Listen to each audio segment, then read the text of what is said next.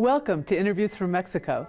I'm Laura Carlson, and I'll be your host as we look at cutting-edge issues with the men and women who know them best. Here on Telesur.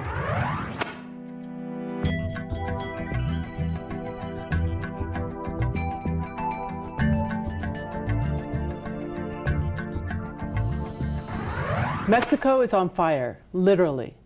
In almost every state of the Union, there are forest fires raging, and they've consumed thousands of hectares across the country. With climate change, will this be an increasing problem? What does it mean for Mexico's biodiversity and the surrounding communities? To talk about these issues, we're very fortunate to have with us here in the studio Eugenio Fernandez Vazquez. Eugenio, thanks for being here. Thanks for having me. Eugenio is a specialist in forest management and a member of the Center for Environmental Managers. Let's start with the situation now. What's happening in Mexico with the forest fires? Well, the first thing we have to bear into account is the fact that we're in the dry season, and many of Mexico's forests are actually forests that need to burn eventually. Mm-hmm. From time to time, this pine and oak and oyamel, I think it's a spruce. I can't remember the term in English. This forest need fire to survive. They are adapted to it and to renew themselves. Yes. So it's a very mechanic, very simple thing. Pine trees lose their leaves, this needle-like leaves, and this dry up on the floor, mm-hmm. and that's a fire fodder. Yeah. And these forests have adapted to actually having fire clean these for them. So they are perpetually burning and cleaning themselves. This is a way also to get the genetically more adequate trees to survive. This is a way to prevent plagues, because the sick trees is actually catch fire easier, mm-hmm. More easily. So the plague just burns with them, and that stops it. That said, it is true that climate change has exacerbated these dynamics. Plus, we have forests that are under constant pressure from human beings. So you have communities, and you have drug dealers, and you have urban developers, and you have avocado growers, just constantly pushing on this forest and taking timber out. There was for example, this horrible fire a couple of decades ago in Perote, in Veracruz, which was started basically because every single fire had been stopped before it could do its cleaning duty, before it could perform its duty properly. And then two imbecile kids, trying to say it that way, were cutting timber in the woods and forgot to put out their own fire. This ended up burning 3,000 hectares of forest, which is only now So most of these renewable. fires are man-made? Yes, I would think so. I wouldn't dare to say most of them, but they could be either better or better managed if the natural regime was still in place. There have been a lot of pictures in the news lately of these horrendous fires that are raging through huge tracts of land and firefighters trying to put them out. I mean, to what point do you let fires burn, and when does it become a problem in terms of biodiversity loss or resource loss or even threatening human communities? Well, this is a question for specialists to make a judgment call properly. Certain environments and certain ecosystems are actually not made for, not adapted to fires. So, for example, if you there's a huge fire going on right now in Chimalapas in Oaxaca, which is not supposed to happen. So that's something you should definitely put out. It's not supposed to happen because? Because fire is not a part of the environment, of the ecological dynamics of these humid jungles, which is the norm in this region. On the contrary, if you in the forest of Chihuahua or the forest around Mexico City, it's not bad, and it can actually be really good. So the point is, if you have had no interventions and you have left the fire regime, which is how it's called, to follow its pace, then you should have no problem with these fires. They should go out by themselves. The problem is that is seldom the case. So what you do is basically manage fire. So you can harness fire to do its cleansing the duty, and then when it's coming out of hand, you put it off. But that's something you can only know on the terrain. You can only know on the ground. And unfortunately, ever since a couple of years ago, but especially this year, the budget for the National Forestry Commission is on the ground. So it's really devastating to see the conditions in which these people work. The National Forestry Commission and the people on the ground are doing a wonderful job at preventing fires and starting a new strategy for applying, actually, finally, a new strategy for actually handling fire and managing it and using it and doing some preventive works in these woods. Yeah, that was what I was going to ask. How well is the Mexican government doing with this? But they're limited by budget issues. Yes, and the fact that even though it has been accepted as a norm that fire needs to be managed as opposed to fought or combated, forest management is still relatively new, despite the fact that we've known this for 20 years.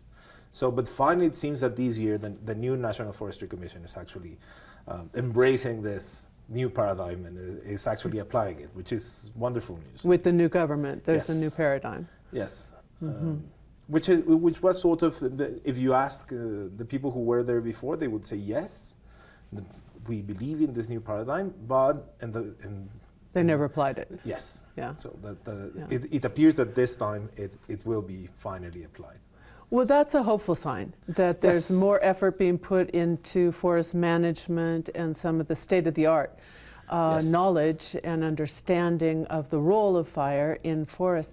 How important are forests to Mexico's economy and biodiversity? It depends on how you measure it. If you measure it by regular neoliberal or neoclassical standards, they don't actually matter too much. Not a lot of income. Yes, there's very little income. And actually, the economy, I think it has doubled or something like that in the last 20 years. The forest economy has actually diminished by 16 or 20%. Oh. So yes, that's awful news. But the fact is, there's some 2 to 5 million people at least living in forests throughout the country. We depend upon the ecosystem services they provide to all of us. They regulate the water cycle. Yeah, that's what I was going to say, because there's a lot more involved than just the value of the wood of a tree. So the timber and the non-timber forest products is the technical term, which is basically, I don't know, the sap from the pine trees which is used, or I don't know, fungo, the mushrooms or bushmeat and stuff like that. Well, that's important. It should be way more important than it is right now. But that's not the key issue. The key issue is that without forest, we don't have any agriculture. Without forest, we don't have any water. Without forest, we don't have, and we don't have any air to breathe. And we would have a much worse climate change than we have now. So the fact is, it's actually very technical once you think of it. In the tropics, forests precipitate water. They trigger rains. But the fact is that with the roots and these networks of different plant species, and they hold up the ground and let the water filtrate and just go down at a slower pace than it would otherwise. So if you take off the forest, then what you get are basically landslides and both erosion and the clogging of every tube you use for distributing water in different regions. So think Mexico City just went through this horrible water crisis because of the change of the pipelines that came from the Cutzamala system, and we were without water for a week. Yeah. Well, now imagine that without forest, we wouldn't have any water at all to be coming through that pipeline. So as long as we keep concentrating on technology and infrastructure and this very manly, very old-fashioned the obsession with cement and concrete and iron and men with helmets going around, And as long as we do not start actually taking care of forests and trusting more in men and women and campesinos who actually take care of the forest they inhabit and they preserve, we're going to be in a permanent fire and water and air crisis.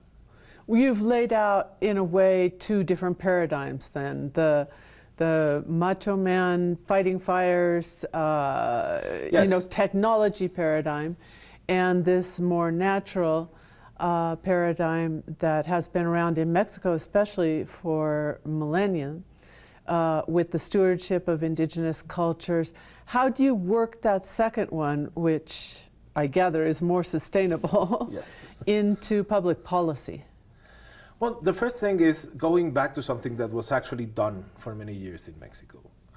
Right before the Salinas government in the early 80s, actually the current National Forestry Commissioner was then the Undersecretary for Forests, and he actually implemented a new paradigm which is called community forestry, which is actually saying communities inhabit this forest.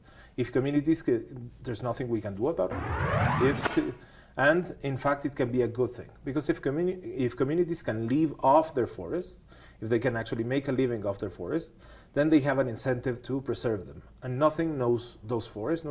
No one has the ecological knowledge and the scientific knowledge of how those forests behave, as communities who have inhabited them for so many decades, and in many cases, so many centuries. You have communities in Oaxaca or in Guerrero who have primordial titles dating back to the 16th century. And then you have the other extreme, which is communities, for example, mestizo communities in the Yucatan Peninsula, which have been there for a few decades. But still, that's a decade's worth of knowledge that you have accumulated in these people, who are, if they can make a living off timber and non-timber products and tourism and services, and why not selling ecosystem services in a proper fashion, be it to the government or being to a market, then they have an incentive, and not just an incentive, because the incentive might be there. They have the resources to actually preserve those forests and conserve them. There have been a number of conflicts in different places because of the incursions of organized crime into illegal forestry. Does that continue to be a major problem in terms of management and planning? Yes, and it's going to be it's going to be a problem for as long as organized crime keeps control over these large swaths of the country. So the problem is at least threefold. Well, firstly, you have the fact that community forest enterprises are businesses, and they are facing the same problems as every other business in the region, which is extortion and blackmail and actually the proper kidnapping of the business napping of their enterprises by organized crime. I have heard of cases in Michoacán where organized crime just says, well, you know what, your administrator is going to be mine. So don't worry, he's very capable, he's going to keep the numbers straight, but I want him there so I can get 15% of all your profits, and I know how much you're making of it. The second part is the fact that timber is very good for money laundering, because nobody knows how much timber there is in a truckload. Well, proper technicians do, but if an inspector from the IRS stops a truck on the road, or the federal police stops a truck on the road, they have absolutely no idea. And they say, well, you know what, this is 3,000 cubic meters of timber, and here's my hoja de remisión, that's the term. Here's my piece of paper that says so. They have no idea if that's true or not. So it's very easy for money laundering. And the other thing is that forests are, even though they are inhabited by people, they are pretty much deserted areas. Yeah. So it's very easy for criminals to hide there, so and to move around. And the other thing is that they are very remote by definition. So they're far away from everything. Yeah. So they become part of the inhabited territory of Yes. organized crime groups as well, and then they take, and that affects the management of them. Another problem that we've heard about is that some of these forest fires could be started by arson with the end goal of changing the land use for development. How often does that happen? I think it happens way too often. We Yeah. have no proper statistics because, well, we hardly have any serious statistics on legal issues in this country, let alone illegal issues and clandestine issues. But yes, what people usually do is they burn a swath of forests or jungles and then say, well, you know what, there was nothing here anyway. So I'm going to use it either to build a house or some urban or housing development, or they're going to plant avocados in the case of Michoacán, or soy in the case of the jungles, or any other papayas, fruit trees, any other product that can grow there. The thing is, now there's a law that forbids that, and there's an initiative presented, I'm not sure it has passed already, but there's an initiative to make this unchangeable, to make the land use of forest terrains stay like that. So there's Even- no longer an incentive for someone to burn it down and Yeah. say, hey, look, this isn't a forest anymore, zone it for But housing. the problem is, again, that the agency in charge of making this, of applying this law, is drastically undermanned. And again, its budget has been cut even shorter than it was before. So say, I don't know what are the figures now, but at least a couple of years ago, Profepa, which is the federal prosecutor for environmental issues, which depends on Semarnat, which is in charge of actually certifying and verifying that people abide by the forestry law, had 19 inspectors for the whole of the state of Quintana Roo. That's 19 people for one of the most densely built coastlines in the country, to verify that hotels actually abide by every norm they have. These 19 inspectors also had to check out what happened in the jungles and out in the sea. So there's absolutely no way Yeah. they could do anything. So, and the new cuts are not making things easier for them. Yeah.